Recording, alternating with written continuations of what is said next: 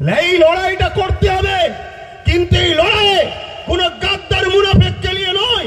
এই লড়াই আমরা সংগঠিত হব, প্রকৃত যারা সংবিধানকে ভালোবাসে, প্রকৃত যারা ইমানদার, আমরা সংগঠিত হয়ে এই লড়াই শুরু করেছি। ইনশাআল্লাহ এই লড়াইয়ের শেষ ইনশাআল্লাহ আমরা করেই দেখাবো, বলুন ইনশাআল্লাহ। আমি আশা রাখি যত ধর্ম আছে কোন ধর্মেই হিংসা শিখাই না, কোন ধর্মই বিদ্বেষ শিখাই না, কিন্তু তথাকথিত কিছু রাজনীতির নেতারা যুগে যুগে নিজেদের রুটি শাকার জন্য এই বিভাজন লাগিয়ে আসছে। তার সবথেকে জ্বলন্ত একটা প্রমাণ হলো ব্রিটিশ হুকুমত। ব্রিটিশ হুকুমত আমার দেশে 198 বা 200 বছর ছিল। কাজ কি ছিল? আমার দেশের সম্পদকে লুটে বিদেশে রপ্তানি করা। আর এর জন্য ব্রিটিশ হুকুমত আমার দেশের মধ্যে দুই বৃহৎ শক্তি, হিন্দু ভাই আর মুসলিম ভাইদের মধ্যে সবসময় বিভাজন লেগিয়ে রেখেছিল বিভিন্নভাবে। আজকের এই আন্দোলন মোটেই যদি কেউ মনে করেন আমি আমার ধর্মীয় মসজিদ মাদ্রাসা দিন ইসলামের জন্য আন্দোলন করতে নেমেছি শুধুমাত্র এর জন্য, তাহলে এটাও একটা চরম ভুল হচ্ছে।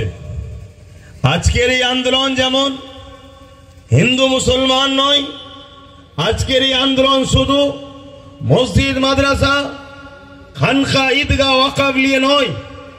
আজকের এই আন্দোলন মনে রাখবেন আগামী দিনের আমার ভারতের সংবিধান থাকবে না আমার সংবিধান মিটে যাবে, এটা হলো আমাদের মূল লড়াই। এই জায়গাটা মাথায় রাখুন। আমি জানি মসজিদ আমার প্রিয়, মন্দির আমার হিন্দু ভাইদের প্রিয়, গির্জা আমার শিখ কি বলে খ্রিস্টান ভাইদের প্রিয়, গুরুদ্বার পাঞ্জাবি শিখ ভাইদের প্রিয়, যার প্রিয় তার কাছে প্রিয়। হ্যাঁ, আমার দেশে এরকমও কথা শোনা যাচ্ছে ধর্মকে টিকাবার জন্য নাকি অস্ত্র দরকার। এটা কেমন ধর্ম আমার জানা নাই। ধর্ম টিকাবার জন্য অস্ত্রের প্রয়োজন নাই। আমি আমার ইসলামের অনুসারীদেরকে বলবো ধর্মকে টিকাবার জন্য সব থেকে বড় প্রয়োজন হলো তুমি মন উদার করে একটা মানুষ হও, এতেই তোমার ধর্ম হু হু করে আগাচ্ছে, আরো আগাবে। আজ আমেরিকা বলো, ফ্রান্স বলো, ব্রিটেন বলো, জাপান বলো, একটা মেসেজ দিয়ে যাচ্ছি। সেসব দেশে আমরা শুনতাম ইসলামের উপরে রাষ্ট্রীয়ভাবে হামলা হয়, নূর মোহাম্মদ সাল্লাল্লাহু আলাইহি ওয়াসাল্লামের কার্টুন তৈরি হয়, প্রফেট মোহাম্মদ সাল্লাল্লাহু আলাইহি ওয়াসাল্লাম সম্বন্ধে বিদ্বেষ কথা বলা হয়, মসজিদের উপরে হামলা, ইংল্যান্ডে নামাজ পড়ছে গুলি করে মেরেছে 50 জনকে। এর কারণটা কি? এর কারণ একটাই, তারা তাদের ঘরের সন্তানগুলোকে ইসলামের আদর্শ থেকে দূরে রাখতে পারছে না। তারা তাদের ঘরের সন্তানগুলোকে হযরত প্রফেট মুহাম্মদ সাল্লাল্লাহু আলাইহি ওয়াসাল্লাম যিনা সম্বন্ধে সৃষ্টিকর্তা বলছে ইন্নাকা লাআলা খুলুকিন আযীম, সেই উত্তম চরিত্রওয়ালা মহামানবের প্রেম থেকে দূরে রাখতে পারছে না। অর্থাৎ তাদের ঘরে শিক্ষিত এডুকেটেড পারসন যুবক যুবতীরা দলে দলে দলে দলে ইসলাম কবুল করছে, প্রফেট মুহাম্মদ সাল্লাল্লাহু আলাইহি ওয়াসাল্লামকে মেনে নিচ্ছে। তাই তারা আতঙ্কে ভয়ে বারবার ইসলামের উপরে আঘাত, কোরআনের উপরে আঘাত, রাসূলের উপরে আঘাত, দ্বীনের উপরে মিথ্যা প্রচার মিডিয়া মাধ্যম দিয়ে তারা করছে। এরপরেও কিন্তু আগামী সমীক্ষা বলছে আগামী 40 থেকে 45 মধ্যে ইউরোপ দুনিয়া পুরো মুসলমানদের কবজাতে আসছে, তাদের সমীক্ষা বলছে। কেন? তাদের প্রেসিডেন্ট তো মুসলমান নয়, তাদের রাষ্ট্রপতি তো মুসলমান নয়, তাদের প্রশাসনের ক্ষমতা মুসলমানের হাতে নয়, তাদের চেয়ারপারসন সব জায়গার মুসলমান তো নয়। তারপরও 40 বছর পর 2040-এ তাদের সমীক্ষা, তাদের যে ব্রিটেন সহ পশ্চিমা দুনিয়া এমন করে মুসলিমদের ক্ষমতা, মুসলিম সংখ্যা, মুসলিমদের জন্য এই ক্ষমতা হাতে উঠে যাচ্ছে। কারণ কি? তাদের ঘরে শিক্ষিত যুব সমাজ, শিক্ষিত কন্যা সমাজ গুগলকে সার্চ করছে পৃথিবীর শ্রেষ্ঠ মহামানবকে। গুগল বলছে প্রফেট মোহাম্মদ রসুল সাল্লাল্লাহু আলাইহি সাল্লাম। গুগল হলো তাদের তৈরি, তারা রসুলের জীবনী পড়ছে, নবীর অর্থনীতি, সমাজনীতি, পরিবার নীতি, রাষ্ট্রনীতি, এডুকেশন নীতি, ধর্মনীতি, মানববন্ধন নীতি, সম্প্রীতির নীতি, মনুষ্যত্বের নীতি তারা দেখে আমার নবীর উপরে ফিদা হচ্ছে, দিবানা হচ্ছে। তারা দলে দলে দলে দলে প্রফেট মোহাম্মদ রসুলকে মেনে নিচ্ছে। এটা দেখে তারা আতঙ্ক। আজকে মনে রাখবেন, আজকে আমাদের যে আন্দোলন, নিশ্চয়ই আপনারা দেখছেন পিছনে লেখা আছে অখাপ বাঁচাও, দ্বিতীয় লেখা আছে ওবিসি সংরক্ষণ বাঁচাও, 3 নম্বর লেখা আছে মাদ্রাসা শিক্ষা বাঁচাও। আমি বড় শ্রদ্ধার সাথে বলছি, এই যে কথাগুলো বলছি, ডক্টর বাবা সাহেব আম্বেদকরের রচিত সংবিধান আমাদেরকে বলার পাওয়ার দিয়েছে। নিশ্চয়ই আপনারা জানেন 6 ডিসেম্বর 1992 বাবরি মসজিদকে একদল অশুভ শক্তি ধ্বংস করেছে। এর পিছনে কারণটা কি জানেন? এই দিনটা কেন নিল 1992 6 ডিসেম্বর? এই 6 ডিসেম্বরটা কেন নিয়েছিল জানেন? এই 6 ডিসেম্বর হচ্ছে ডক্টর বাবা সাহেব আম্বেদকরের জন্মদিন। পুরো ভারতের মানুষ বাবা সাহেব আম্বেদকরকে, সে মুসলিম হোক, দেশপ্রেমিক হিন্দু হোক, আদিবাসী হোক, দলিত হোক, সাঁওতাল হোক, খ্রিস্টান হোক, যে কোনো ধর্মের সঙ্গে তার সম্পর্ক থাকুক, ডক্টর বাবা সাহেব আম্বেদকরকে সবাই শ্রদ্ধা করে। আমি একজন পীরজাদা হিসাবে, খানদানের রাসূল হিসাবে আমিও ডক্টর বাবা সাহেব আম্বেদকরকে শ্রদ্ধা করি। কেন? তিনি আমার দেশের জন্য চলার একটা সুন্দর ব্যবস্থা করেছে, যেখানে সবার সমান অধিকার দিয়েছে। তাই সেই ডক্টর বাবা সাহেব আম্বেদকরের এই 6 ডিসেম্বর জন্মদিন ছিল। এই দিনটাকে পুরো ভারতের মানুষ বড় আনন্দের সাথে, গরিমার সাথে ডক্টর বাবা সাহেবের স্মৃতি উদযাপন করত বিভিন্ন কর্মসূচি নিয়ে। তাই বড় প্ল্যান করে ব্রিটিশদেরই চরেরা আমার দেশের মধ্যে যারা গাদ্দার আছে, এই দিনটাকে এমন একটা অঘটন ঘটালো, যেটা হলো ঐতিহাসিক 550 বছর আগেকারের বাবরি মসজিদের তলায় রাম মন্দিরের নামে বা রাম জন্মভূমির নামে সেই মসজিদটাকে শহীদ করে দেওয়া হলো। মূলত উদ্দেশ্য ওখানে রাম মন্দির বানানো, রামের জন্ম, এটা কিন্তু মূলত লক্ষ্য নয়। যারা এই কাজ করেছে তাদের সঙ্গে আমি চ্যালেঞ্জের সাথে বলছি, সাধারণ হিন্দুদের সঙ্গে হাজারো হাজারো মাইল দূরত্ব রয়েছে। হাজারো সাধারণ হিন্দু ভাইরা যেভাবে তারা রামকে ভালোবাসে, তাদের শ্রদ্ধা, তাদের বিশ্বাস, তাদের ভক্তি তাদের হৃদয়ে আছে। আজকে যারা বাবরি মসজিদকে শহীদ করেছে প্ল্যান মাফিক, তাদের কিন্তু সেভাবে ভক্তি ভালোবাসা নাই, কিন্তু এই দিনটাকে আঘাত দিল। মনে রাখবেন, আর একটা কথা বলে যায়, 1992টাকে কেন নেওয়া হয়েছিল? কেননা 1979-তে আমার ভারতবর্ষে মন্ডল কমিশনার বলে একটা কমিশন হয়েছিল। যেমন সাচার কমিশন, মন্ডল কমিশন একটা তৈরি হয়েছিল। সেই মন্ডল কমিশনে যারা তৈরি করেছিলেন, আমার শ্রদ্ধেয় হিন্দু ভাইয়েরা, দূরে কাছে সোশ্যাল মিডিয়ায় যারা শুনছেন, মন দিয়ে শুনবেন। আমি মসজিদ মাদ্রাসার জন্য চিল্লাতে শুধু আসিনি, হ্যাঁ আমার ধর্মের উপরে আঘাত দিলে কথা বলবো, সেটা সংবিধানের ভেতরে থেকেই কথা বলবো। তবে কিন্তু জানিয়ে দিই, কেন্দ্র জালিম সরকারকে মনে রেখে দেবে, আব্রাহা বাদশা শক্তি নিয়ে, হাতি নিয়ে, ঘোড়া নিয়ে, বিরাট সৈন্য নিয়ে আল্লাহর ঘর কাবাকে মিটাতে এসেছিল। আমার আল্লাহ আবাবিল পাখি পাঠিয়ে আব্রাহা বাদশার নাম নিশানাকে মিটিয়ে দিয়েছে। সময় থাকতে থাকতে কেন্দ্র সরকার পরিবর্তন হও, শুধরে যাও, নাই তোমারও দশা ওই রকম হবে। তুমি যে জায়গায় পাল্লা দিতে যাচ্ছ, তুমি জানো না মহান সৃষ্টিকর্তার পাওয়ার কত? তিনি তো তোমাকে সৃষ্টি করেছে, আমাকেও বানিয়েছে। মনে রাখবেন, নমরুদ যখন খোদার সঙ্গে পাল্লা দিতে গেল, আপনারা সবাই জানেন, একটা ঘোড়া মশা পাঠিয়ে নমরুদের রাজ ক্ষমতা শেষ হয়েছে এবং তার নাম নিশানাকে মিটিয়ে দিয়েছে। একটা বিষয় কিন্তু এখানে মজার, আল্লাহ সৃষ্টিকর্তা সবসময় বড় পাওয়ারকে খতম করার জন্য ছোট ছোট মখলুককেই কিন্তু ব্যবহার করেছে, দুনিয়াকে বুঝিয়ে দিয়েছে এদের জন্য আমার ছোট মখলুকই যথেষ্ট। বলুন সুবহানাল্লাহ। আমার যেটা বলার উদ্দেশ্য, প্রত্যেকটা হিন্দু ধর্মের বর্ণের ভাষার মানুষকে শ্রদ্ধা জানিয়ে বলছি, আপনারা জানেন 1992 সালে কেন এই বাবরি মসজিদকে শহীদ করা হলো, কেন এই সময়টা টার্গেট করা হলো? 1989, 79 বা 80-তে এই মন্ডল কমিশন প্রকাশ হয়েছিল, যার মধ্যে যারা এই কমিশন করেছিল তেনারা বলতে চেয়েছিল হিন্দু সমাজের মধ্যে যারা পিছকে বর্গের রয়েছে তাদের অবস্থা খুবই খারাপ, তাই তাদের বিকাশের জন্য, তাদের উন্নতির জন্য, তাদের এগিয়ে আসার জন্য সংখ্যা অনুপাতে একটা কোটা তৈরি করতে হবে, 27% সংরক্ষণ দিতে হবে চাকরিতে। কত পার্সেন্ট একটু বলবেন ভাই? 27%। আজকে কেন আকাবের পিছনে লেগেছে ওটাও বলবো। 27% সংরক্ষণ দিতে হবে। 27% সংরক্ষণ কাদের দিতে হবে? হিন্দু সমাজের পিছকে বর্গে যারা রয়েছে সেই শ্রেণীর মানুষকে, যাতে মূল স্রোতে সর্বদিক দিয়ে উঠে আসতে পারে।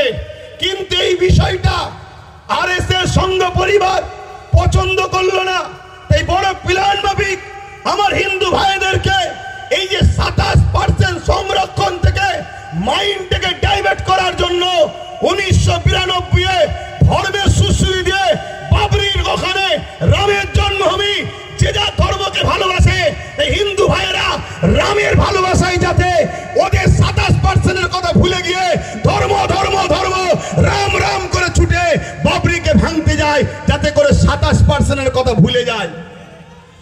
কিভাবে পরিকল্পনা চলছে আমার হিন্দু ভাইয়েরাও শোনেন। আজকে কেন্দ্রে বিজেপি সরকার 2014 থেকে আসার পর বলুন আমার হিন্দু ভাইদের জন্য কটা চাকরির ব্যবস্থা করেছে? আজকে রেলকে বিক্রি করে দিল। রেলে হকারি করে কারা? 100-র মধ্যে 95টা হিন্দু ভাইরা। আজকে এলআইসি কে বিক্রি করে দিল। এলআইসি চাকরি করে কারা? 100-র মধ্যে 100টাই হিন্দু ভাইরা। কেন? এলআইসি সুদ আমাদের জন্য হারাম, মুসলমান করে না। আজকে এয়ারপোর্ট বিক্রি হয়ে গেল, দেশটাকে অর্ধেকের বেশি বিক্রি করে দিয়েছে। কিন্তু এতদিন ধরে পাকিস্তান পাকিস্তান পাকিস্তান দেখি আমার সরল প্রাণ ভারতীয় হিন্দুদের ভোটকে লুটেছে। পাকিস্তান আর খাচ্ছে না, তাই নতুন করে এখন বাংলাদেশ বাংলাদেশ বাংলাদেশ, এটা একটা সাজানো নাটক চলছে। আমি হিন্দু ভাইদেরকে শ্রদ্ধার সাথে বলছি, তোমরা আমার ভাই, আমিও তোমাদের ভাই। এদেশ তোমাদের যতটা, এদেশ শিখ পাঞ্জাবি সবার যতটা, তোমার এই ভাইয়ের এদেশে অধিকারও ততটা।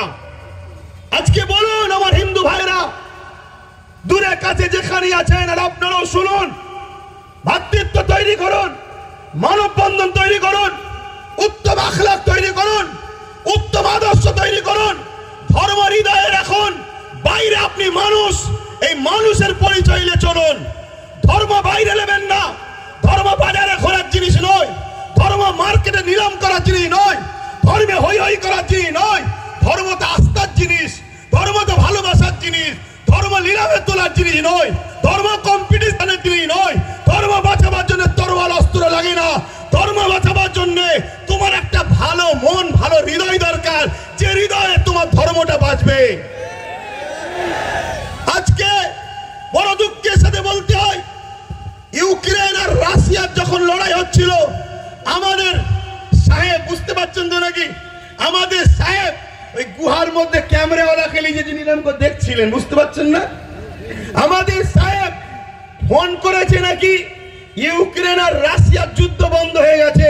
সামান্য একটা ছোট্ট দেশ বাংলাদেশ, ও দেশে যদি আমার হিন্দু ভাইদের উপরে জুলুম হয়, তাহলে আপনি কি করছেন? পার্টি করছেন, পিকনিক করছেন, না হালো বিছানার উপরে ঘুমিয়ে আছেন? কেন আপনি বন্ধ করতে পারছেন না? আপনি ইউক্রেন রাশিয়ার যুদ্ধকে বন্ধ করতে পারেন, তাহলে আপনার পাশের দেশ কেন বন্ধ করতে পারছেন না? আমি আর একটা তথ্য বলে যাচ্ছি, আপনাদের ঘরে বলছি এবং আমার হিন্দু ভাইদের ঘরে বলছি। কেন এটা বলতে চাইছি? কেন দেশটাকে বাঁচাতে হবে, দেশটা বাঁচাতে হবে। দেশটা হলো একটা বট গাছ বা একটা যে কোনো গাছ, এই গাছটা বেঁচে থাকবে ততক্ষণ যতক্ষণ এর শিকড়গুলো সুরক্ষিত থাকবে। ঠিক না বেঠিক? এর শিকড়গুলো, এর একটা শিকড়ের নাম হিন্দু, একটা শিকড়ের নাম মুসলমান, একটা শিকড়ের নাম শিখ, একটা শিকড়ের নাম আদিবাসী, একটা শিকড়ের নাম দলিত, একটা শিকড়ের নাম সাঁওতাল। বিভিন্ন এক একটা শিকড় সবকটাই গাছের জন্য কিন্তু মজবুত। যদি একটা শিকড় কেটে যায় মূলত আমার দেশ অর্থাৎ গাছটা দুর্বল হবে, দেশটা দুর্বল হবে। আজকে হিন্দুর দরদ দেখাচ্ছে কেন্দ্র সরকার, বাংলাদেশ নিয়ে বড় মিডিয়া গরম করছে, বাংলাদেশ অশান্তি তৈরি করছে। কিন্তু আমি জানতে চাই আমাদের পাশে নেপাল 95% হিন্দু, সেই দেশের সঙ্গে ভারতের সম্পর্ক ভালো নেই কেন? কেন্দ্র সরকারকে জবাব দিতে হবে। কথা বলুন, জবাবের দরকার আছে না নাই? তুমি যদি এতই হিন্দু দরদি সরকার হও, এতই যদি হিন্দুদের ভালোবাসো, তাহলে জবাব দাও। যখন ডোনাল্ড ট্রাম্প আহমেদাবাদ স্টেডিয়ামে উদ্বোধন করতে আসছিল, রাস্তার দুদিকে গরিব হিন্দুদের বাড়িগুলোকে যাতে ডোনাল্ড ট্রাম্প দেখে ফেলে বড় পর্দার আড়াল করে দিয়েছিল কেন? তারা কি মানুষ নয়? তারা গরিব হয়েছে বলে কি মানুষ নয়? মনে রাখবেন, এ সব রাজনীতির রুটি শাখার চক্রান্ত। আজকে 95% নেপালের সঙ্গে ভারতের সম্পর্ক নেই। ভারতের প্রতিবেশী চতুর্দিকের দেশগুলোর খবর নেন, সবার সঙ্গে সম্পর্ক খারাপ ছিল। যদিও বা বাংলাদেশের সঙ্গে সম্পর্ক, এই অপদার্থ সরকার আসার পরে ওই বাংলাদেশের সঙ্গে সম্পর্কটা আমাদের খারাপ হয়ে গেছে। খুব ঠান্ডা মাথায় শুনুন, এই দেশে পৃথিবীর বুকে বড় বড় দেশ সব নেই, আর সব টুকরো টুকরো হয়ে গেছে। বড় বড় দেশ নাই, সব টুকরো টুকরো হয়ে গেছে। বড় দেশের মধ্যে আমার দেশ, আমার মাতৃভূমি, আমার হিন্দুস্তান একটা বড় দেশ আছে, আর একটা হলো চীন বড় দেশ আছে। নিশ্চয়ই আপনারা জানেন চীন আমার ভারতবর্ষের একটা বড় অংশকে দখল করে নিয়েছে, বড় একটা জায়গাকে দখল করে নিয়েছে। সেই জায়গাতে তার প্রতিবাদ না করে আজকে মধ্যে মানুষে মানুষ বিভাজন তৈরি করতে চাইছে। মনে রাখবেন, তাহলে কি সমস্যা? এই করিস তোরা, আমার বেলা কি সব সমস্যা?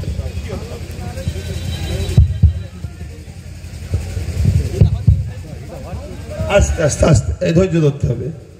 ডিসিপ্লিন সব থেকে বড় জিনিস। এই লড়াই আজকে শেষ নাকি? নিশ্চয়ই আওয়াজ দিয়েছি, শুনেছেন তো নাকি?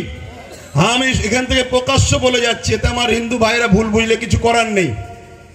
বাবরি মসজিদ ছিল, আছে, থাকবে। বাবরি মসজিদকে নতুন করে আমরা তৈরি করব, বলুন ইনশাল্লাহ, বলুন ইনশাল্লাহ। তবে বাবরি মসজিদ তৈরি করতে গিয়ে রাম মন্দির ভাঙতে লাগবে নাকি? না। কেন লাগবে না? যেখানে বাবরি মসজিদ ছিল ওখানে ফাঁকা আছে, ওখানে রাম মন্দির করেনি। এ তো বোকা বানিয়েছে আমার হিন্দু ভাইদের করে। শ্রদ্ধার সাথে বলছি ভাই, দুশ্মনের নজরে আমায় দেখুনি কেন? আমি ফ্রিডম ফাইটার পীর আবু বকর সিদ্দিকীর চতুর্থ প্রজন্ম, যিনি গান্ধী বাবুর সাথে, কি বলে, আশফাকুল্লাহ খানের সাথে, নেতাজির সাথে, ঈশ্বরচন্দ্র বিদ্যাসাগর, রবীন্দ্রনাথ টেগরের সাথে এক পিরিয়ডে বসে ব্রিটিশ তাড়াবার জন্য যারা লড়াই করেছিল, সেই পরিবারের সন্তান আমি। মনে রাখবেন আমি কি কথা বলছিলাম? এইসব বিছখানে ডিস্টার্ব হয়ে গেলে। হ্যাঁ, কি কথা বলছিলাম? হ্যাঁ, চীন চাইছে ভারতকে টুকরো টুকরো করার। এদিকে পাকিস্তানও আছে, এও চাইছে ভারতকে, বলুন, টুকরো টুকরো করার। আর সেই টুকরো টুকরো করার ফাঁদে বা ইচ্ছা করে আমার কেন্দ্র সরকার কিন্তু সেই রাস্তায় নিয়ে যাচ্ছে দেশকে। আমাদের মধ্যে ঐক্য না তৈরি করে, আমাদের মধ্যে ভ্রাতৃত্ব না তৈরি করে, আমাদের মধ্যে মিলবন্ধন না তৈরি করে, শুধু একটাই আওয়াজ তুলছে, যেটা আমার বাইজিদ আমিন ভাই বলছিল, পুরো দেশ জুড়ে হিন্দু খাতরে মে হ্যায়। আগামী 30-এ, আগামী 40-এ মুসলমান এই হয়ে যাবে, মুসলমান ওই হয়ে যাবে, হিন্দু থাকতে পারবে না, এ থাকতে পারবে না। শুধু বলছে হিন্দু খাতরে মে হ্যায়। শুনুন আমার হিন্দু ভাইরা, দেশের প্রধানমন্ত্রী হিন্দু, স্বরাষ্ট্রমন্ত্রী হিন্দু, রাষ্ট্রপতি হিন্দু, প্রত্যেকটা রাজ্যের CM Hindu, DM Hindu, BDO Hindu, জজ কোর্টের মেন যারা বিচারপতি তারাও হিন্দু, সেনাপ্রধান হিন্দু, সব জায়গায় হিন্দু থাকার পরেও যদি হিন্দু খাতরে হয়, হিন্দু ভাইদের আন্দোলন করা দরকার। তোদের মতো হিন্দুকে রেখে লাভ নাই। দেশের প্রধানমন্ত্রী গুলো মুসলমানকে করবো আমরা। সব জায়গায় তোরা, সব জায়গায় তোরা।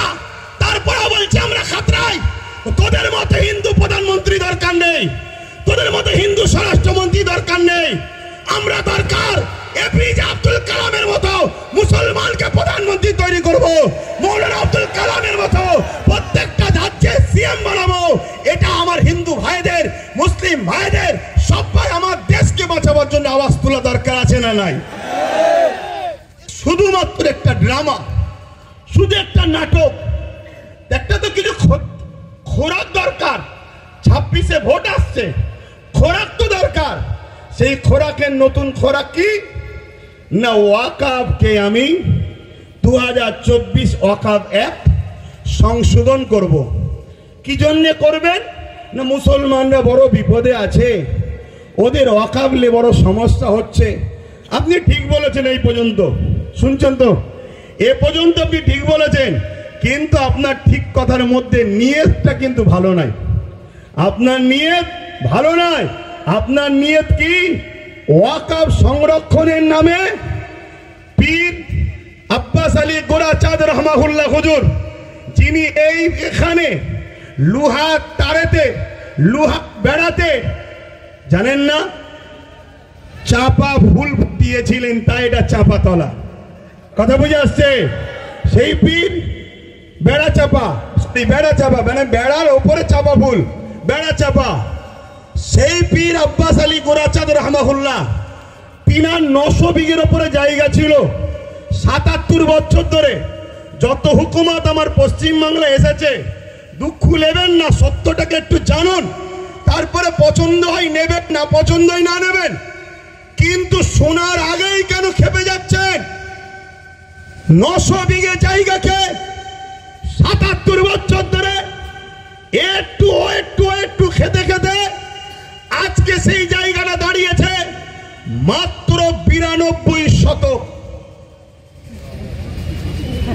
কত বিঘে জায়গা বলবেন তো? 900 বিঘে, 900 বিঘে জায়গা। আমার রাজ্যের হিসাব দিচ্ছি, তাহলে বুঝবেন কেন্দ্র হঠাৎ করে বিল কেন করতে চাইছে। সেটা দাঁড়িয়েছে কত? 900 বিঘেটা দাঁড়িয়েছে 92 শতক, কিছু কম 3 বিঘে। কথা বললেন? 900 বিঘের থেকে বেঁচে আছে কিছু কম 3 বিঘে। এখন মোদি বাবু হঠাৎ করে ভাবছে ওই 3 বিঘেটা আর তোরা খেতে পারবি না, এটা আমি খাবো, এজন্য বিল বানাতে চাইছে। যদি মুসলিমেরই সংরক্ষণ দরকার, তাহলে হাজার লক্ষ বিঘে হিন্দু ভাইদের দেবত্ব সম্পত্তি আছে, সেই দেবত্ব সম্পত্তি থেকে হিন্দু ভাইদের বিকাশ করুন, হিন্দু ভাইদের শিক্ষার ব্যবস্থা করুন, হিন্দু ভাইদের রুজি রুটি থাকার ব্যবস্থা করুন। আদিবাসী ভাইদের জল জঙ্গলের সম্পদ কর্পোরেশনরা লুটে লুটে বড় বড় বিল্ডিং তৈরি করে ফেলছে। আপনি যদি উপযুক্ত প্রধানমন্ত্রী হন, দেশকে যদি ভালোবাসেন, দেশবাসী সবকা সাথ সবকা বিকাশ যদি চান, তাহলে জল জঙ্গলের দখলকৃত সম্পদকে উদ্ধার করে আদিবাসী ভাইদের শিক্ষা, স্বাস্থ্য, রুজি রুটি, কর্মসংস্থান মূল সুরাতের দিকে টেনে নিয়ে আসুন। না, উনি শুধু মুসলমানদের দরদি হয়েছে। শুনছেন তো নাকি? এদিকে বলছে হিন্দু খাতরে মেয়ে, আর প্রধানমন্ত্রী বলছে মুসলমানদের আমি উপকার করব। এই নাটক বুঝতে বাকি নয়। উনি এই বিলটা তৈরি করে পুরো দেশের 27 লক্ষ বিঘে সম্পদ, অঙ্কটা মনে রাখবেন, পুরো দেশ জুড়ে 27 লক্ষ বিঘে সম্পদ আছে। এই 27 লক্ষ বিঘে সম্পদকে পুরো গভর্নমেন্ট হাত করতে চাইছে। অর্থাৎ কেরলে 1400 বছরে একটা মসজিদ আছে, বাদশাহ চিরামান, যে বাদশাহ একদিন আকাশের দিকে তাকিয়ে দেখে পূর্ণিমার চাঁদ দুটুকরো হচ্ছে, এই দৃশ্যটা দেখে বাদশাহ চিরামান, হিন্দু ঘরের সন্তান, তার মনের মধ্যে তারিখটা রয়ে গেল। একদিন হযরতে মালিক রাহমাহুল্লাহ এমন করে কেরলে এসেছিল বিজনেসের জন্য। বাদশা চেয়ারম্যান মৌলানা হযরতে আব্দুল মালিক হুজুরকে জিজ্ঞাসা করলেন, যেই দিন চাঁদ দুটুকরো হয়েছিল, আপনারা তো আসমানি কিতাবের খবর রাখেন, বলতে পারবেন কি হয়েছে? হযরত আব্দুল মালিক বললেন, এক জাদুকর আমার লিডার, আমাদের প্রফেট, মনুষ্য জাতির সর্দার নবী প্রফেট মুহাম্মদ সাল্লাল্লাহু আলাইহি ওয়াসাল্লামকে কিছু মুজিজা দেখতে চেয়েছিল আসমানে, তাই আঙ্গুলের ইশারা করেছিল, চাঁদটা দুটুকরো হয়ে গিয়েছিল। এই কথাটা শোনার সাথে সাথে রাজা চেয়ারম্যান এই কেরল থেকে মক্কার জমিনে গিয়ে হযরত প্রফেট মুহাম্মদ সাল্লাল্লাহু আলাইহি ওয়াসাল্লামের হাতে হাত দিয়ে আখেরি মেসেঞ্জার, আখেরি আউতার, আখেরি পথ প্রদর্শক, আখেরি প্রফেট হিসাবে তিনাকে মেনে নিয়ে ঈমানের কালেমা পড়ে ইসলাম ধর্ম কবুল করেছিল। সেই প্রফেটের অনুসরণ করে রাজা চেয়ারম্যান কেরলে একটা মসজিদ তৈরি করেছে, যে মসজিদের বয়স 1400 বছর। এই 1400 বছরের মসজিদ প্রমাণ দিচ্ছে ভারতবর্ষে মুসলমান স্বাধীনতার পরে বাংলাদেশ থেকে নয়, আফগান থেকে নয়, পাকিস্তান থেকে নয়, এ ভারতের বুকে 1400 বছর ধরে আছে। তার প্রমাণ হলো কেরলের মসজিদ।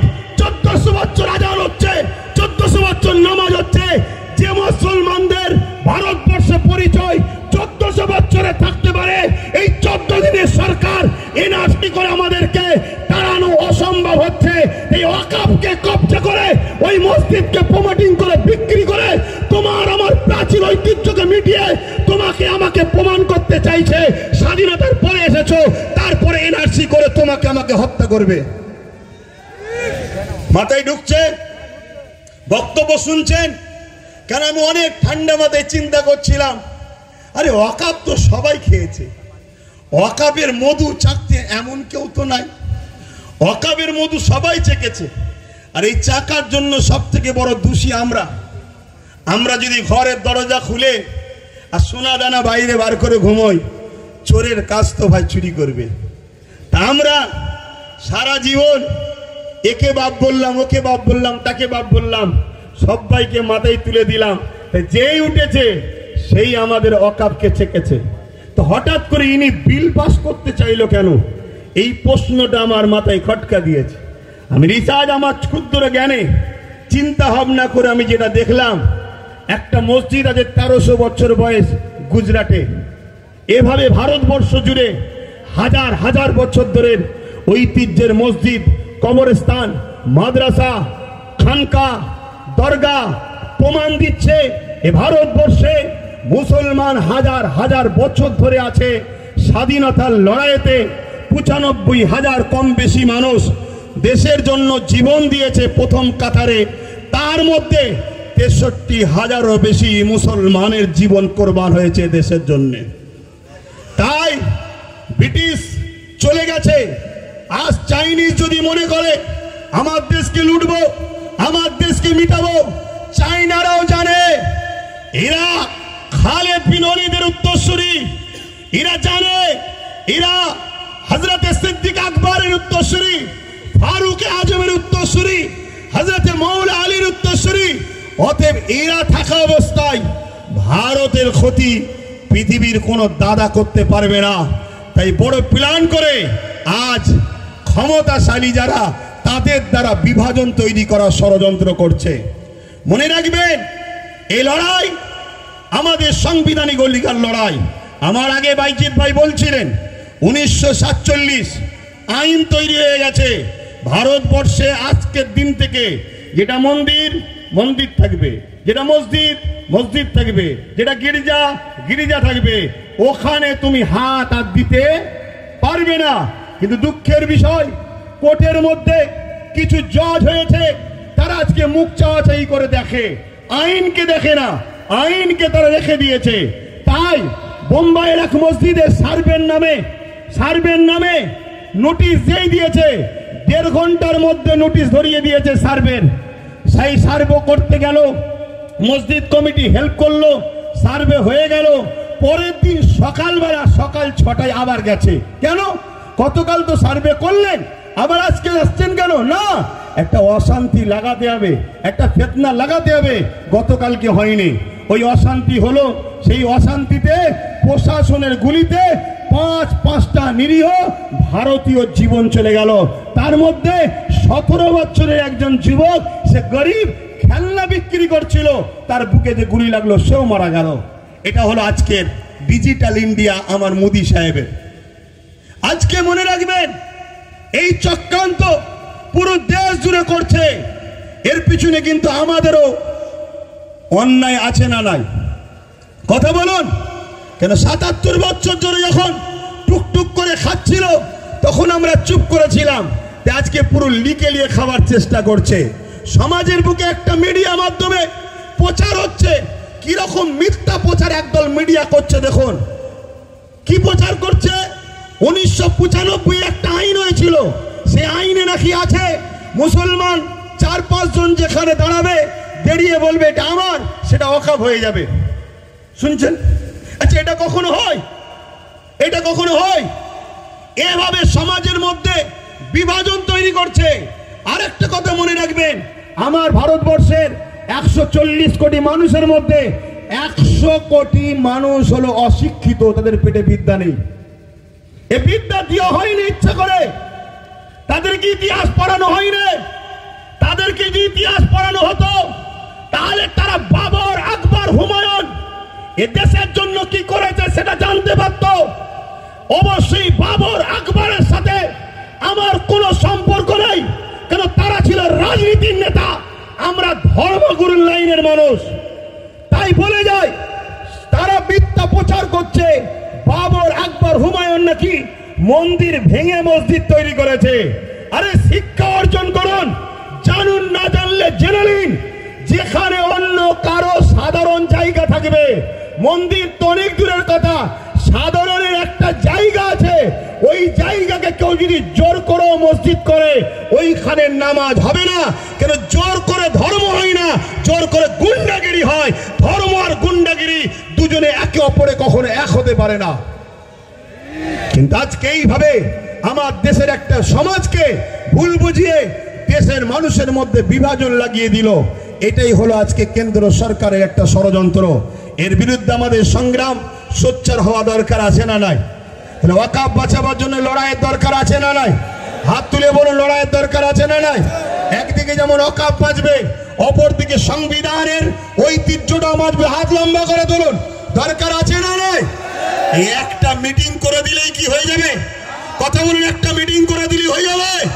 এই বাঁচাবার পন্থা আছে, আপনার বাঁচাবার পন্থা আছে। যেভাবে আমরা আন্দোলন করছি গণতান্ত্রিক প্রক্রিয়ায়, এই আন্দোলনকে আরো বাড়াতে হবে। কি বাড়াতে হবে না? হবে না? এইটা প্রতিটা জায়গায় করে করে আমার ভাই বলছিলেন যে আব্বাস সিদ্দিকী ভাই, অনেকে বলছে যে এত দেরিতে নামলো কেন? না বন্ধু, যখন তুমি কিছু জানতে না ঘুমোচ্ছিলে তখন ওয়াকফ সিগনেচার হয়েছিল, ভোটাভুটি হয়েছিল। সেই সময় কোনো দাদা, কোনো মুফতি মাওলানা কেউ নিজের বাড়ি ক্যাম্প তৈরি করে মানুষের ফরমে সই করায় না, সেটা আব্বাস সিদ্দিকী করেছিল। শুনে রাখো, তাতে ভোটাভুটি সিস্টেমে 50 লক্ষ লোকের স্বাক্ষর চেয়েছিল, সেটা 3.5 কোটির উপরে লোকের স্বাক্ষর হয়েছিল। সেটা আমি আমার বাড়িতে ক্যাম্প তৈরি করে মানুষকে দাওয়াত দিয়ে খাইয়ে সই করিয়েছিলাম যে ওয়াকফের বিরুদ্ধে সই করো, যে আমরা ওয়াকফ বিল চাই না, আমাদের যেটা আছে সেটাই থাক। বুঝে আসছে? দ্বিতীয় নম্বর কথা শোনো, আজকে এইখানেই শুধু শেষ করে দিলে হবে না, প্রতিটা জায়গায় করে করে, প্রতিটা জায়গায় আন্দোলন করে করে আমাদেরকে পশ্চিম বাংলার রাজধানী কলকাতায় যেতে হবে। প্রয়োজন হলে আমরা ব্রিগেড যাব। আপনারা প্রস্তুত আছেন? হাত তুলে বলুন, প্রস্তুত আছেন? প্রস্তুত আছেন? আপনার ওই কে কে আসবে প্রশ্ন করবেন না, কে কে আসবে প্রশ্ন করবেন না। আমি একা থাকবো, সঙ্গে আওলাদে আল্লামা থাকলে অসুবিধা আছে আপনাদের? হাত তুলে বলুন, অসুবিধা আছে? কেন? আমরা জানি ইতিহাসের পাতা সাক্ষী দিচ্ছে, যতবার আমরা লড়াই করেছি, সংগ্রাম করেছি, সংখ্যা বেশি হলে আমরা জিতিনি, আমরা সংখ্যা কমে জিতেছি। সংখ্যা বেশি হবে আর তার মধ্যে যদি মুনাফেক ঢুকে যায় তাহলে আমাদের হার কিন্তু অনিবার্য, হারতেই হবে। কেন? মুনাফেক তোমার ঘরের ঘাটি টাটি প্ল্যান সব জানিয়ে দেবে। কেন? আমরা তো দেখছি ঠিক এমনই জিনিস হচ্ছে। কটায় আজান হবে? টাইম আছে? তাহলে টাইম আছে, 5 মিনিট বলবো।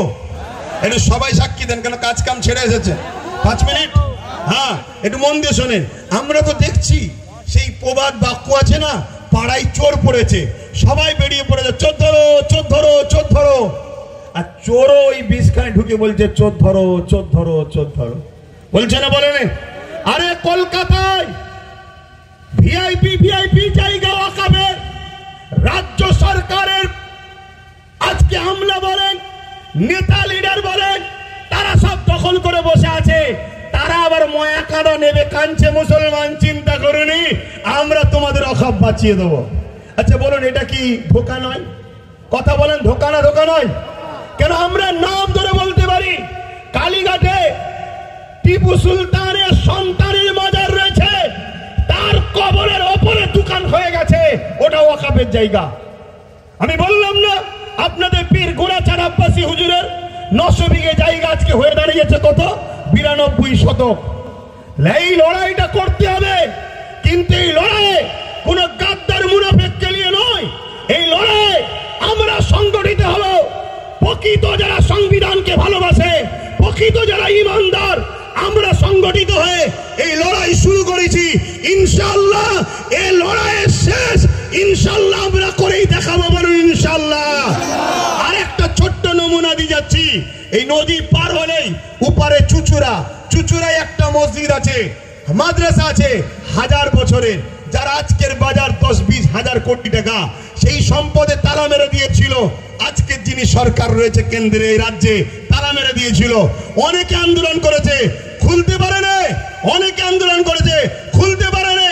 মাত্র 12 থেকে 15 হাজার যুবক নিয়ে আহলে সুন্নাত ওয়াল জামাত আন্দোলন করেছিল। তালা খুলে আসর মাগরিবের নামাজ পড়ে সেখান থেকে এসেছিলাম আমরা। কারণ ইমানদার কখনো হুকুমতকে ভয় করে না, ইমানদার সৃষ্টিকর্তাকে ভয় করে। ইমানদার বোমকে ভয় করে না, কামানকে ভয় করে না, বন্দুককে ভয় করে না, শাসকের রক্ত চক্ষুকে ভয় করে না। ইমানদারের হৃদয়ে আল্লাহর ভয় রয়েছে। যখন আমরা 4টে পর্যন্ত পারমিশন ছিল, 4টে পার হচ্ছে, আমরা দাবি রেখেছি নামাজ পড়বো, তারপরে ঘরে যাবো, আর নাই খাটিয়া করে যাব। তখন র‍্যাব না বাচ্চে, র‍্যাব ভয় দেখাচ্ছে, র‍্যাব না বাচ্চে। আমি মাইকে বলেছিলাম আজ আমরা 14-15 হাজার র‍্যাব নিয়ে দিয়ে পিটবে, সংবিধান বিরোধী কাজ করবে। কাল থেকে যেখানে পাবা সেখানে আমরাও পিটিয়ে দেখিয়ে দেবো। এ দরকার আছে না নাই? আমরা কি এদেশে জন্ম হয়েছি শুধু লাঠি খাবার জন্য, মার খাবার জন্য, ভিক্ষা লিবার জন্য? আমরা সংবিধান বিরোধী কোনো কাজ করিনি, আগামীতেও করবো না, ঠিক না বেটি? তুমি আমার মসজিদে তালা মারবে, আমার মাদ্রাসায় তালা মারবে, আর আমি বলতে গেলে তুমি প্রশাসনের পাওয়ার দেখাচ্ছ। ওই প্রশাসন তোমাকে তো আমরা দিয়েছি, তাই আজকে সংখ্যা কম মেরে নেবে, কালকে বাংলা জুড়ে যেখানে পাওয়া প্রতিশোধ তুলে সংবিধানের হক আদায় করে দেখিয়ে দেবো। সংবিধান রাইট দিয়েছে না দেয়নি? কথা বলুন, দিয়েছে না দেয়নি? আব্বাস সিদ্দিকী ফালতু বকছে না। সংবিধান বলেছে কেউ যদি তোমার উপরে জুলুম করে, রাইট আছে তুমি প্রতিশোধ নাও, রাইট। আর মনে রাখবেন, ইসলাম জুলুম করাকে হারাম করেছে। ভাই বলছিল না ডিফেন্স করাকে ইসলাম জায়েজ করেছে। ডিফেন্স, আমাকে মারবে, আমার কবরস্থান, আরে কালকে তোমার আমার দাদুকে কবর দেবে না পুড়াবে, সেই অস্তিত্বের লড়াই চলছে। তো সংবিধান যখন তোমায় রাইট দিয়েছে, তুমি লড়াই করবে না করবে না? কথা বলো, করবে না করবে না? কিন্তু এই লড়াইটা করবে কার সাথে? যারা বিগত 77 বছর যারা ওয়াকাফ খেয়েছিল, মসজিদকে লুটেছে, মাদ্রাসাকে লুটেছে, কবরস্থানকে লুটেছে, তাদেরকে পাশে করলে লড়াই করবে নাকি? এ কথা বলো। কারণ এই সমাজে 2 ধরনের ওয়াকাফ নিয়ে লড়াই হচ্ছে। একদল লড়াই করছিস, ভাই তুইও তো ওয়াকাফ খেয়েছিস রে, তুই তো যারা ওয়াকাফ খায় তার সঙ্গে তোকে দেখা গেছে, তুই আজকে চিল্লাচ্ছিস কেন? সে বলছে ভাই বুঝিস না কেন, এ তো ভাগ দিত, মোদি নিলে ভাগ দেবে না, তাই তো লড়াই করতে নেমেছি।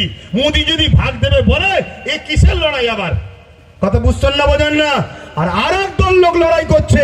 আলহামদুলিল্লাহ, আল্লাহকে সাক্ষী রেখে বলছি, লড়াই করছি আমার ইমানের অস্তিত্ব আমার দিনের অস্তিত্ব আমার সংবিধানের উপরে কেন্দ্র সরকার হাত দিয়েছে, তাই ইমানের দায়িত্বে লড়াই করছি। তো ভাইরা আমার, তাই বলবো লড়াই করতে হবে। তাহলে এই ডাক আগামী দিন ঘুরতে ঘুরতে বাংলার অলিতে গলিতে আমি দেখছি ভাইরা যদি চান, আপনারা যদি চান আগামী দিন বাংলা রাজধানী ব্রিগেড হবে, রাজি আছেন তো নাকি? রাজি আছেন তো নাকি? হাত নামান। ধোকা দেবেন না তো? ধোকা দেবেন না তো? কেন ধোকা অনেকে দিয়েছিল বলে মন খারাপ করে চুপ করেছিলাম। ভাই অনেক বুঝিয়েছে, দুজন দিয়েছে বলে 500 জনকে আপনি কষ্ট দিচ্ছেন কেন? কথা ঠিকই, কিন্তু যার দিল ভাঙে সে কষ্টটা সে বোঝে। কিন্তু আজ আবার আপনাদের স্বার্থে দেশের স্বার্থে নিজের অস্তিত্ব, নিজের ধর্মীয় স্বাধীনতার অস্তিত্বের স্বার্থে আমি আবার নেমেছি, ধোকা যেন না হয়। মনে রাখবেন, আর একটা বিষয় বলে যায়, আপনারা তো ওয়াকফ নিয়ে তো সব শুনলেন, সবাই বক্তব্য দিল, আর একটা কথা শুনবেন না? মাদ্রাসা ধ্বংসের মুখে জানেন? মাদ্রাসা ধ্বংসের মুখে জানেন? গত বছর দায়িত্ব নিয়েছে রাজ্য সরকার, তার আগে পর্যন্ত মাদ্রাসা পরীক্ষায় একটা সিলেবাসে যে নম্বর হবে মার্কশিটের, তাতে একটা কোরআনের বলে পাঠ থাকতো, অর্থাৎ কোরআনে কত নম্বর পেয়েছে। এই বছর থেকে সেটাকে পাওয়া যাচ্ছে, মার্কশিট ছেড়েছে, তার মধ্যে কোরআন কথাটাকেই তুলে দিয়েছে। যে বলেছিল কোরআন শেষ হয়ে যাবে, আজকে কোরআনটাকেই তুলে দিয়েছে। কথা শুনছেন না শোনেন নে? আপনাদেরকে এই কথা শুনে কষ্ট হচ্ছে নাকি? অনেকে ভাবছে এই সময়ে মোদিকে বিরুদ্ধে লড়তে গেলে দিদিকে তো দরকার। আরে শুনুন শুনুন, ডাকাত ধরতে গেলে চোর সাথে লিয়া দরকার নেই। ডাকাত চোর দুটো একই ক্যাটাগরির রাস্তার লোক। এই ভুল বলছি নাকি? অতএব যদি তুমি মনে করো ইমানদার, তাহলে আমার কথা অ্যাকসেপ্ট হবে, আর যদি মনে হয় না, আমার কথা অ্যাকসেপ্ট নাও হতে পারে। আমি আবার বলে দিচ্ছি, পৃথিবীর কোন তাকত, পাওয়ার, শক্তির ওপরে মুখাপেক্ষী আব্বাস সিদ্দিকী নয়। আব্বাস সিদ্দিকী মহান সৃষ্টিকর্তার উপরে নির্ভর করে চলে। এই হক কথা বলছি। আমার মাদ্রাসার সিলেবাসে মার্কশিটে কোরআনের যে জায়গা ছিল, সেই পাঠটাকেই তুলে দেওয়া হয়েছে এই রাজ্যে। তোমরা জানো 10,000 শিক্ষা প্রতিষ্ঠানের নামে আজকে 300 কম বেশি 350 উপরে 400 উপরে শিক্ষা প্রতিষ্ঠান কোনো ধ্বংসের মুখে, সেটাই তো তোমরা খবর রাখো না। তাহলে মাদ্রাসা শিক্ষা বাঁচাবার জন্য এ দায়িত্ব আমাদেরকে নিতে হবে না? হবে না? তারপরও এই মঞ্চ থেকে বলছি, গত 24-এ 39টা এমপি রাজ্য সরকারকে বাংলার মানুষ দিয়েছে না দেয়নি? আওয়াজ দিয়ে বলুন, দিয়েছে না দেয়নি? তারপরও বলছি, 39টা এমপিকে বাংলা সরকারকে রাজ্যের মানুষ দিয়েছে। 39টা এমপি এই ওয়াকফ বিলের বিরুদ্ধে যেদিন মিটিং হবে, সেদিন ওর ভেতর থেকে অকবাল নিয়ে পালালে হবে না। ফুল বুক ছিটিয়ে লড়াইয়ের নমুনা আমরা দেখতে চাইছি, ঠিক না বেঠি? একটা সুযোগ আবার দিচ্ছি, ওই দিন যদি লড়াই ঠিকভাবে হয়, তাহলে জানবো একটু হয়তো শুভ বুদ্ধি হচ্ছে, তাহলে নতুন করে পরে ভাবা যেতে পারে, তাও ক্লিয়ার নয়। ঠিক না বেঠিক গো? কিন্তু আমরা দেখতে চাই। আওয়াজ দিয়ে বলুন, দেখার দরকার আছে না নয়? দেখার দরকার আছে না নয়? আমি বলেছিলাম, আজকে আমার কথা মনে পড়ছে না, পরে নেই, আমি বলেছিলাম যে চেয়ারের একটা পায়া দরকার, বলেছিলাম না? আজকে বলুন তো, পুরো দেশ জুড়ে যদি আমাদের গোটাকুড়ি যদি থাকতো, সেটা আমার কথা বলছি না, হ্যাঁ 29টা এমপি আমরা বাংলা থেকে দিয়েছি না দিইনি? কথা বলেন, আপনারা দিয়েছেন না দেননি? তাহলে আজকে দেখার দিন এসেছে সে কি করে। কারণ আইন তো হচ্ছে সেখানে আপনি যদি বিরোধী হন, তাহলে সেখানে লড়াই করছেন না, রাজপথে নেমে মুসলমানকে বোকা বানাচ্ছেন কেন? কি গো, বলা ভুল হচ্ছে নাকি? আওয়াজ দিয়ে বলো, বলা ভুল হচ্ছে? আরো জোরে শুনতে চাই, বলা ভুল হচ্ছে? তাহলে সেই জায়গায় তো দেখানো দরকার। মনে রাখবেন, আমি বলেছিলাম, আজকে আফসোস হচ্ছে না হয়নি? যদি টোটাল ভারত মিলিয়ে গোটাকুড়িও যদি আমাদের থাকতো উপযুক্ত, যেমন আমাদের বিধানসভায় একটাই উপযুক্ত আছে, নওশাদ সিদ্দিকী, নাম শুনেছেন না শোনেননি? গত 4-5 দিন আগে এই ওয়াকফে বিধানসভায় কথা উঠেছিল, সব মুখে চুপ করে আছে। যারা কলকাতায় বিশাল জমায়েত করে চিল্লাচ্ছে, সিনিও চুপ করেছিল, কিন্তু নওশাদ সিদ্দিকী সেখানে চোখে চোখ রেখে প্রতিবাদ করেছে, সেখানে আওয়াজ তুলেছে। তাহলে আমি বুঝাতে চাইছি, এভাবে যদি পুরো দেশ জুড়ে আমাদের গোটাকুড়ি যদি এমপি থাকতো, যখনই বলেছিল ওয়াকফ সংশোধনের নামে এই বিল হবে, ওই গোটাকুড়ির মধ্যে থেকেই একজন উঠে চেয়ারটা ছুঁড়ে প্রথম মার, কেন তুই দেশের সংবিধানের বিরুদ্ধে কথা বলছিস? কিন্তু আমাদের তো কেউ নেই বাপ, আমাদের তো কেউ নেই, সব হাতছাড়া করে ফেলেছি। আজ শপথ নেন, আমাদের ভুল যদি ভাঙে, সময় যদি আসে, ওয়াকফ বিল এত সহজে তো করতে দেওয়া যাবে না। তাতে লক্ষ যুবকের বুকে তাজা দিতে, রক্ত দিতে হলেও আমরা দিতে রাজি আছি, রাজি না রাজি না। কিন্তু এরপরেও আগামী দিন শুধু রাস্তায় দাঁড়িয়ে দাঁড়িয়ে আমরা লড়াই করবো কেন? রাস্তায় দাঁড়িয়ে দাঁড়িয়ে কতবার চিল্লাবো?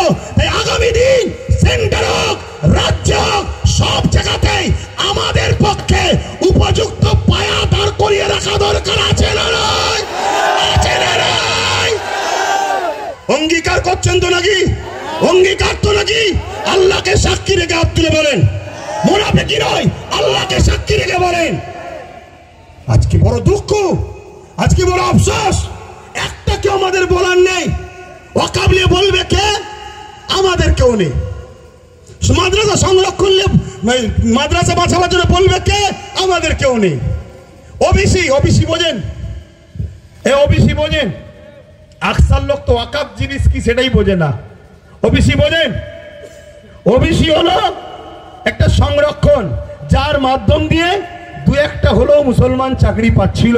সেই ওবিসিটাকে বড় প্ল্যান মাফিক গোজামিল করে সংরক্ষণ দেওয়ার জন্য সেটা আজকে কেস হয়ে বন্ধ হয়ে যাওয়ার জন্য এবছরেই 400-র উপরে মুসলিম ডাক্তার তারা বসতে আর পারলো না পরীক্ষায়, তাদের লাইফটা বরবাদ হয়ে গেল এই ওবিসির কারণে। এগুলোকে আপনাদের জানতে হবে। আমি শেষ করছি বক্তব্য, এখানে একটা শেষ কথা বলে যায়। নিশ্চয়ই আপনারা শুনেছেন সুলতান হিন্দ গরিবে নওয়াজ খাজা মঈনুদ্দিন আজমিরি, জিনার দরগাতে দরবারে আমরা লক্ষ লক্ষ মুসলিম হিন্দু সবাই যাই। আর গত 14 বছর ধরে আমার দেশের প্রধানমন্ত্রী তিনিও চাদর পটাচ্ছে। আরে কত বড় আপনি নিমক হারাম, আপনি নিজে চাদর পাঠিয়ে সেই বাজারটাকে আজকে ভাঙার চক্রান্ত করছে। আমি যুব সমাজকে জানতে চাই, শুনে রেখে দাও, গরিবে নওয়াজ তিনি, যিনি তিনার ইশারায় ঘোড়া বসেছিল, সেই ঘোড়াকে তোলার এমন করে সেই সময় ক্ষমতাশালীদের ক্ষমতা হয়নি। আজকে গরিবে নওয়াজের মাজারকে যারা তুলতে বলছে, প্রয়োজন হলে আমরাও এখান থেকে হুজুরের রওজাতে যেতে রাজি আছি না নাই? সত্য করে বলো, রাজি আছি না নাই? উঠে দাঁড়ান, কারা যেতে পারবেন? উঠে দাঁড়ান, উঠে দাঁড়ান, কারা যেতে পারবেন? দিল থেকে বলছেন যেতে পারবেন, যেতে পারবেন। এ লড়াই কিন্তু শেষ থেকে ছাড়তে হবে, কেন বারবার হয়েছে কাউকে খেতে দিলে সে শুতে চাইছে। অতএব এই জায়গা শেষ আমাদেরকে করে ছাড়তে হবে। তাই আপনারা এই জায়গা থেকে পিছপা হওয়ার ব্যাপার নেই। আগামী দিন বিভিন্ন জায়গায় করে করে কলিকাতার রাজপথ আমরা নামবো। কলিকাতায় করার পর পুরো দেশ জুড়ে বিভিন্ন জায়গায় আন্দোলন চলছে। সবাই আমরা একসাথে হয়ে অন্য রাজ্যের মানুষদের এক হয়ে আমরা যাব দিল্লিতে। রাজি আছেন না নাই? দিল্লিতে শুধু চিল্লাতে যাব না, দিল্লিতে শুধু চিল্লাতে যাব না, যারা সংবিধান ও দেশকে মিটাচ্ছে তাদেরকে নামাতে আমরা যাব। রাজি আছে? এই মতা যেন মনে থাকে, ধোঁকাবাজি করলে হবে না। জন্মেছি যখন মরবো একদিন, ইনসাফের জন্য লড়বো, মানবতার জন্য লড়বো, দেশের জন্য লড়বো, সংবিধানের জন্য লড়বো। নিজের মাতৃভূমির বসবাসকারী গরিব হিন্দু, দলিত, আদিবাসী, সাঁওতাল, বাগদি সবার জন্য আমরা লড়বো। এতে আপনারা প্রস্তুত আছেন না নাই? আছেন না নাই? আমি সংক্ষেপ করছি, কষ্ট দিলাম আপনাদেরকে, কষ্ট দিলেন। আমি যখন কথা বলি এখান থেকে নয়, এখান থেকে কথা বলি। আমার কথা বাপ ওই তেল মাখানো হয় না। তাই হয় চুপ করে যেতে বলেন, চুপ করে যাব, আর নাই কথা বলবো। হ্যাঁ, একটা মিস্টেক হয়েছে, যেটা 6 তারিখে বললাম, ডক্টর বাবা সাহেব আম্বেদকরের ওটা জন্মদিবস নয়, সরি।